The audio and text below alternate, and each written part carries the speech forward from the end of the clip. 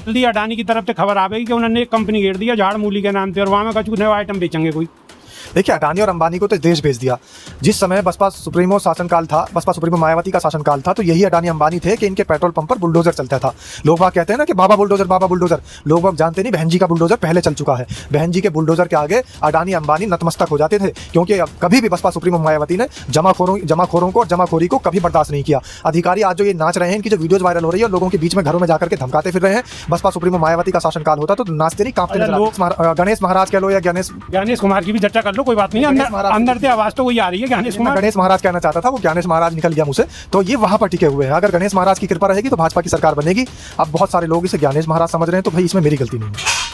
हाँ जी नेताजी, अंदर तो बहुत खुश हो गए। चलो हमारी शुभकामना जी, आपकी केंद्र में सरकार आ जाए, लेकिन आपको उम्मीद लग रही है कि जैसे हालात चल रहे हैं कहीं कोई गुंजाइश बन सके? बिल्कुल बदलाव होगा और मैं पूरी तरीके से आश्वस्त हूँ। मुझे देश की जनता पे पूरा भरोसा है कि देश की जनता इस बार बीजेपी को सबक सिखाएगी और आने वाले चुनाव में भी बीजेपी की चूड़ी टाइट करके रखेगी। और ख़ास तौर से हमारे जो बहुजन दर्शक हैं वो समझ लें कि उत्तर प्रदेश हमेशा केंद्र के लिए सेमीफाइनल होता है, तो उत्तर प्रदेश के लिए अभी मजबूत हो जाएं। और आपको जानकारी दे दूं, 2 करोड़ से ज़्यादा वोट SIR के जरिए यूपी में कटे हैं, तो उसके लिए अभी चूंकि समय है यूपी में, तो वो वोट बनवाने की प्रक्रिया शुरू करें। जिन लोगों के वोटर लिस्ट में नाम नहीं है अभी से शुरू हो जाएं, क्योंकि ये जो मनवादी विचारधारा के लोग हैं, ये लोग नहीं चाहते कि बहुजन, जो हमारे प्रदेश का बहुजन है, जो देश का बहुजन है, वो वोट डाले। क्योंकि बंगाल में जो 80 लाख वोट कटे हैं उसमें बता रहे हैं दलित, पिछड़े और माइनॉरिटी के लोगों के वोट ज़्यादा कटे हैं। इसी तरीके से जो यूपी में वोट कट रहे हैं वो 95% वोट हमारे दलित, पिछड़े और माइनॉरिटी के लोगों के हैं। हाँ भी नमस्कार, क्या हाल चाल है? सब ठीक है? बहुत बढ़िया बहुत बढ़िया। अपने और अपने नो ख्याल रखो और जब टाइम मिले तो वीडियो जरूर देखो। देसी देख, बिगर ब्रेक, बगल लाग लपेट, बिल्कुल देसी अंदाज में। मैं विपिन बेबाक और मेरे साथ कांग्रेस के वरिष्ठ नेता डॉक्टर अरुणेश यादव जी, बहुत बहुत धन्यवाद। और पत्रकार शादाब रिजवी। जय हिंद, जय भीम, सत श्री अकाल, आदाब। मेरा नाम है शादाब। शादाब रिजवी, बिल्कुल। पश्चिम बंगाल में क्या चल रहा है? मोदी जी का ड्रामा चल रहा है। जहां पर चुनाव होता है वहां पर जिस तरीके से ड्रामा होता है, तो पश्चिम बंगाल में भी कौन सी नई बात है? पश्चिम बंगाल में भी वही ड्रामा चल रहा है। वाराणसी में तो डमरू वाराणसी में बजाया जा रहा है, लेकिन डमरू बजाया जा रहा है पश्चिम बंगाल के लिए। सीधे तौर पर ये समझिए कि प्रधानमंत्री जब भी कहीं डमरू बजाने जाएं, जब भी कहीं मंदिर में दर्शन करने जाएं, तो उस समय चुनाव ही क्यों होता है? ये इतना बड़ा संयोग किस तरीके से हो जाता है? आखिर ये कैसे एकदम से जो है अचानक से प्रधानमंत्री डमरू बजाने जब जाते हैं, अचानक से कहीं दर्शन करने जब जाते हैं, तो किसी न किसी राज्य में उस समय चुनाव क्यों होता है? जब प्रधानमंत्री की रैली होती है तो अचानक से उनकी रैली में एम्बुलेंस कहां से आ जाती है? जब प्रधानमंत्री किसी स्टेट में जाते हैं तो वहां की जो खाने की डिश होती है उसके फायदे प्रधानमंत्री नाम भी बता दो, नाम भी बताओ, दर्शकों को नाम भी बताओ। देखिए, आसम गए तो आसम की चाय की बात करने लग गए, पश्चिम बंगाल गए तो कहने लग गए भाई झालमुड़ी, और झालमुड़ी 10 रुपए की खरीदने लग गए। हालांकि 10 रुपए उसको देते हुए ऐसे दिखा रहे हैं कि देखिए मैं किसी का पैसा नहीं मारता। अरे देश का, दुनिया भर का तो पैसा मार लिया, गरीबों का, बहुजन समाज का तो पैसा खा गए। इस देश के तमाम दलितों का, शोषितों का, वंचितों का, अम्बेडकर वादियों का पैसा तो आप खा गए, मूल निवासियों का तो पैसा आपने मार लिया, और 10 रुपए देकर के कह रहे हैं कि देखिए मैं पैसा देता हूं। तो लोगों को वो झालमुड़ी का 10 रुपया देते हुए आपको देख करके ये बिल्कुल भी नहीं दिखाई दे रहा है कि आपने लोगों को, गरीबों का पैसा दिया है। आपने गरीबों को दे रखा है सिर्फ और सिर्फ झांसा, आपने गरीबों को सिर्फ और सिर्फ दे रखी है जुमलेबाजी, आपने गरीबों को सिर्फ और सिर्फ दे रखा है तमाम जो प्रधानमंत्री को आप तो झांसा राम कह रहे हो, या को मतलब ये तो बड़ी गलत बात है। बताओ, देश के यशस्वी प्रधानमंत्री नरेंद्र दामोदर दास मोदी जी ने भारत को विश्वगुरु बना दिया। हाँ, देखिए कैसा विश्वगुरु बनाया कि जाकर के विश्वगुरु के देश के प्रधानमंत्री नेतन्याहू के सामने ठुमके लगा रहे हैं। ऐसा विश्वगुरु नहीं चाहिए हमें कि माय डियर डोनाल्ड ट्रंप जो है उनको उल्टा सीधा कहे और इस देश को नरक बताए। ऐसा विश्वगुरु प्रधानमंत्री हमें नहीं चाहिए जो जाकर के दूसरे देश के अंदर अपने आप को मदरलैंड बता दे। मादा बताने वाला प्रधानमंत्री नहीं चाहिए। हमारा देश नर है या मादा है ये तय करती है इस देश की 145 करोड़ जनता। कोई आकर के जाकर के किसी भी देश में जाकर के ये बता दे कि भाई हम मादा हैं, तो भाई ये मादीन बनने वाला प्रधानमंत्री हमें नहीं चाहिए। मंत्री राजनाथ सिंह तो कुछ और ही कह रहे हैं आतंकवाद के मुद्दे पे। हाँ, अब क्या कहोगे? हमारे देश के रक्षा मंत्री शायद ये भूल गए कि हमारा दुश्मन देश रहा है पाकिस्तान। कुछ दिन पहले तो यही रक्षा मंत्री और इन्हीं रक्षा मंत्री के सरकार के तमाम अंधभक्त ये बात कह रहे थे कि कुत्ते की मौत मरेगा पाकिस्तान, पानी की बूंद बूंद के लिए तरसेगा पाकिस्तान, जिसको गोदी मीडिया कहा जाता है। उस गोदी मीडिया ने कहा था कि अब पानी खत्म हो जाएगा पाकिस्तान का। पहले आटा खत्म कर दिया था, फिर जैसे ही जल समझौता यहाँ से इन्होंने कैंसिल किया ऑपरेशन सिंदूर के समय में, तो तुरंत हमारे देश के अंधभक्त और हमारे देश की अंधभक्त मीडिया वो ये कहने लग गई थी कि बूंद बूंद के लिए तरसेगा पाकिस्तान। साल तो हो चुका, मेरे ख्याल से उनका पानी अभी तक तो कहीं एक बूंद भी कम नहीं हुआ। ये कह रहे थे कि बूंद बूंद के लिए तरसेगा पाकिस्तान, उनका तो एक बूंद पानी भी कम नहीं हुआ है। यहाँ तक कि हमारे देश के प्रधानमंत्री की आंखों का पानी कम हो चुका है, हमारे देश के गृह मंत्री, रक्षा मंत्री की आंखों का पानी कम हो चुका है, पाकिस्तान का पानी कम नहीं हुआ। मतलब प्रधानमंत्री बेशर्म है गए। बिल्कुल, आप ही बता रहे हैं इस बात को, देखिए समझ गए आप, और ये पूरा देश समझ रहा है। एक मीम वायरल हो जाता है ना वो, कि समझ गई प्यारी, इसी तरीके से हम कह रहे हैं जनता भी समझ गई। और जनता जब समझती है तो फिर बहुजन समाज जागता है, और बहुजन समाज जब जागता है तो सत्ता परिवर्तन होता है और नीली क्रांति आती लेकिन है। सादा ब्रिज भी एक सवाल ये है कि 27 में उत्तर प्रदेश के अंदर चुनाव है, लेकिन पश्चिम बंगाल की स्थिति देखो, जितनी भी सुरक्षा एजेंसियां हैं सारी की सारी वहाँ हैं। हमने तो अपने जीवन काल में कभी NIA देखी नहीं है चुनाव में, लेकिन NIA भी मौजूद है। अब ये कांग्रेस वाले नेताजी भी हमारे संग हैं, इनसे भी पूछूंगा, कांग्रेस हो, सपा हो, बहुजन समाज पार्टी हो, सब अपनी अपनी तैयारी तो कर रहे हैं उत्तर प्रदेश में कि जी हम चुनाव लड़ेंगे, लेकिन इन एजेंसी से कैसे निपटोगे? कि तो सगरी एजेंसियां उत्तर प्रदेश के नहीं अभी तैयार हैं नेताजी। देखिए, हमें थोड़ा ही निपटना, इन्हें तो जनता निपटेगी। जनता ने बड़े बड़े तानाशाह निपटा दिए, जनता ने तो हिटलर जैसे निपटा दिए। आज महिलान की वीडियो वायरल है रही है पश्चिम बंगाल से, बहुत सारी महिलाएं और पुलिस का CISF डंडा फिर रही है सब महिलाओं पे खुलेआम। फेरने दो, ये पूरी बंगाल की जनता ने देखा कि किस तरीके से इस बार बंगाल चुनाव में लोकतंत्र की धज्जियां उड़ाई गई, लोकतंत्र का जनाजा निकाला गया। और बंगाल की जनता से आप अगर बात करेंगे ऑफ कैमरा, ऑन कैमरा नहीं, तो वो बिल्कुल साफ तौर पे यही कहेंगे कि बीजेपी को हम किसी भी कीमत में सत्ता पे नहीं आने देंगे। और यही वजह है कि बीजेपी ने 2500 टुकड़ियां बंगाल में सेना की वहाँ तैनात कर रखी हैं। लेकिन आप देखो, बंगाल हो चाहे आसाम हो, जी अब लोग जो पूछ रहे हैं कि चुनाव है या कोई युद्ध बुद्ध की तैयारी है? युद्ध ही बना रखा है। बीजेपी हमेशा चुनाव को युद्ध की तरह लड़ती है, और बीजेपी चुनाव को रणभूमि बना के रखती है। और उत्तर प्रदेश की भी जनता समझ ले, जो हमारे देश का बहुजन है, जो 90% बहुजन है, वो भी इस बात को अच्छे तरीके से समझ ले कि आपको भी अब आने वाले जितने चुनाव हैं वो युद्ध की तरह ही लड़ने हैं। और ये जो मनवादी और फांसीवादी ताकतें हैं बीजेपी की, इनको बिल्कुल जड़ से मिटा देना है, क्योंकि अब ये अगर ज़्यादा चले तो अब हमारे देश की जनता के लिए ठीक नहीं है।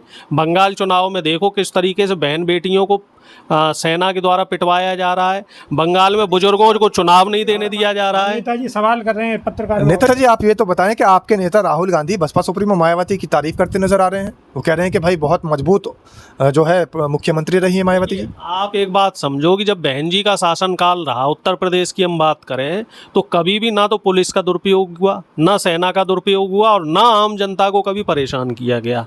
आम जनता का पुलिस प्रशासन के प्रति जो रवैया रहा वो हमेशा सकारात्मक रहा है। और इस बात को, चूंकि हमारा तो उस समय गठबंधन भी रहा था, एक बार हम मिलके भी बहन जी के साथ चुनाव लड़े थे, और वैचारिक रूप से हम लोग साथ हैं।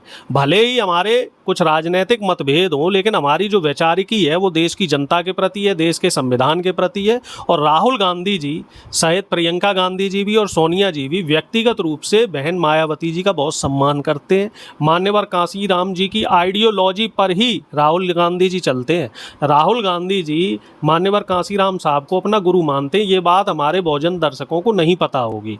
ये राहुल गांधी बड़ी बात बता रहे हैं। ये सत्य बात नहीं, बहुत अच्छी बात है। देखिए, मान्यवर साहब कांशीराम जैसा व्यक्ति समाज में अगर हुआ है तो समझ लीजिए कि अगर राजनीतिक लोग उनको गुरु मान रहे हैं तो ये बहुत अच्छी बात है समाज के साथियों। लेकिन एक बहुत बड़ा प्रोपगेंडा चल रहा है। जिस तरीके से विभाग जी ने पश्चिम बंगाल चुनाव की बात करी, तो वहाँ पर आप देख सकते हैं कि भारतीय जनता पार्टी के जो अध्यक्ष हैं, जो अभी नए अध्यक्ष बने हैं नितिन नवीन जी, वो सरकारी गाड़ी में यानी PSC की गाड़ी में बैठे हुए नजर आ रहे हैं। तो आप खुद अंदाज़ा लगा सकते हैं कि आखिर सरकारी जो विभाग हैं, सरकारी जो एजेंसियां हैं, सरकारी जो और तमाम एजेंसियां हैं, स्वतंत्र एजेंसियां जिनको कहा जाता है, उनका इस्तेमाल भारतीय जनता पार्टी किस तरीके से कर रही है। उत्तर प्रदेश में भी यही होगा। आपको सतर्क रहने की आवश्यकता है। ठीक है, ओके, अपनी बात पूरी करो यार। देखिए, मान्यवर कांशीराम जी को आदर्श मानते हैं तो वो बात इसलिए और सत्य है कि जब भी पंजाब में या मध्य प्रदेश में आसपास में कहीं भी राहुल जी की कोई संविधान की रैली हुई है, तो मान्यवर साहब की जो बहन जी हैं और उनके जो पंजाब से में तमाम रिश्तेदार हैं, सबको आदर सम्मान पूर्वक मंच पे ना तो सिर्फ बुलाया गया, बल्कि सम्मानित भी किया गया।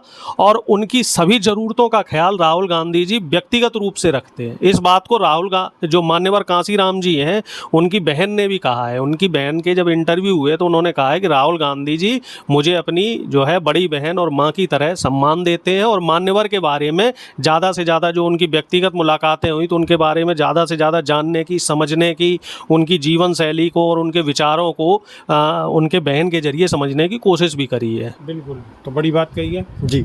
और बड़ी बात ये भी है, देखिए लोग बाग सवाल उठाते हैं कि मान्यवर साहब कांशीराम को जब इतना कांग्रेस मानती है तो आखिर उनको भारत रत्न क्यों नहीं दिया। कांग्रेस की तो सरकार थी, कांग्रेस की सरकार में भारत रत्न क्यों नहीं मिला, ये सवाल हमने भी उठाया। कांग्रेस के बड़े बड़े नेताओं से हमने ये बात पूछी, क्योंकि हमने मुहिम भी चला रखी है कि मान्यवर साहब कांशीराम को भारत रत्न दिलाएंगे, और जब तक भारत रत्न नहीं मिल जाता हम इस मुहिम को आगे बढ़ाते रहेंगे। तो सवाल का जवाब भी मिला है कांग्रेस की तरफ से, आपको बता रहा हूँ दर्शकों, उन्होंने ये कहा। और ख़ास तौर से आपको पता होगा कि राहुल गांधी ने भी आकर के खुद इस बात का स्पष्टीकरण दिया था कि मुझे नहीं पता था, जो पहले गलतियां हुई हैं उनसे मैंने सीखने की कोशिश की है। ओबीसी के बारे में, यानी पिछड़े वर्ग के बारे में, SC ST के बारे में मैं इतना ज़्यादा नहीं जानता था। तो अगर किसी व्यक्ति ने गलती की है और गलती मानी है तो फिर उसको कहीं ना कहीं माना जाएगा, समझा जाएगा। तो अब अगर कांग्रेस की सरकार आती है तो हम ये मान सकते हैं, नेताजी बैठे हैं, इनसे मैं सवाल पूछता हूँ कि क्या भारत रत्न दिया जाएगा मान्यवर साहब कांशीराम को? लेकिन सरकार आवेगी जब ना महाराज, ऐसे केंद्र में अगर सरकार आती है, केंद्र में सरकार आने की कौन सी उम्मीद लग रही है आपको? चुनाव आयोग आन देगा?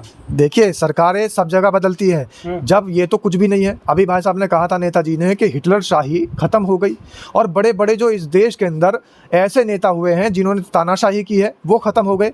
तो मोदी जी का नाम तो उनसे बड़ा कहीं से कहीं तक मैं मानता हूं। अरे सादा ब्रिज भी एक मछली दिखा के देश में वायरल कर दें, ऐसे करके एक मछली हिलामे दिखामे और देश में वायरल है।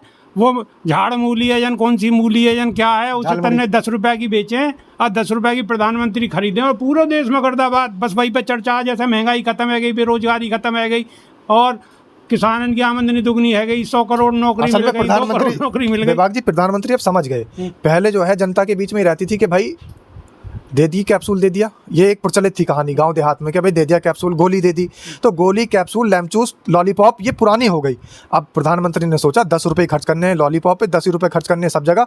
अब मैं लैमचूस, लॉलीपॉप और टॉफ़ी की जगह, गोली की जगह झाल मुड़ी लेकर के आता हूँ, किसी का ध्यान ही नहीं जाएगा और 10 रुपये में काम हो जाएगा। अब बहुत जल्दी अडानी की तरफ से खबर आवेगी कि उन्होंने एक कंपनी घेर दिया झाड़ मूली के नाम पे, और वहाँ में कुछ नया आइटम बेचेंगे कोई। देखिए अडानी और अंबानी को तो देश भेज दिया। जिस समय बसपा सुप्रीमो शासनकाल था, बसपा सुप्रीमो मायावती का शासनकाल था, तो यही अडानी अंबानी थे कि इनके पेट्रोल पंप पर बुलडोजर चलता था। लोग बाग कहते हैं ना कि बाबा बुलडोजर, बाबा बुलडोजर। लोग बाग जानते नहीं बहन जी का बुलडोजर पहले चल चुका है। बहन जी के बुलडोजर के आगे अडानी अंबानी नतमस्तक हो जाते थे, क्योंकि अब कभी भी बसपा सुप्रीमो मायावती ने जमाखोरों को और जमाखोरी को कभी बर्दाश्त नहीं किया। अधिकारी आज जो ये नाच रहे हैं, इनकी जो वीडियोज़ वायरल हो रही है और लोगों के बीच में घरों में जाकर के धमकाते फिर रहे हैं, बसपा सुप्रीमो मायावती का शासनकाल होता तो नाचते नहीं, कांपते नजर आते। लोग हम जो भी पूछ रहे हैं कि बहन जी को नंबर आवेगा सरकार बनाने को, कि आन देंगे राक्षस जा हिसाब से चल रहेंगे, हैं लग रही उम्मीद। सब कुछ जुगाड़ है इन पे, ED, CBI, इनकम टैक्स और NIA और जो फोर्स बच रही हो, ये तो सब हैं ही, जितनी भी CISF हुई, BSF हुई, सब कुछ इनके हाथ में। देखो बसपा सुप्रीमो मायावती अपने वोट बैंक पर टिकी हुई है और समाज के ऊपर टिकी हुई है कि समाज वोट देगा तो सरकार बनेगी। और भारतीय जनता पार्टी गणेश महाराज कह लो या ज्ञानेश कुमार की भी चर्चा कर लो, कोई बात नहीं, अंदर से आवाज तो वही आ रही है गणेश कुमार। गणेश महाराज कहना चाहता था, वो गणेश महाराज निकल गया मुँह से, तो ये वहां पर टिके हुए हैं। अगर गणेश महाराज की कृपा रहेगी तो भाजपा की सरकार बनेगी। अब बहुत सारे लोग इसे गणेश महाराज समझ रहे हैं, तो भाई इसमें मेरी गलती नहीं है।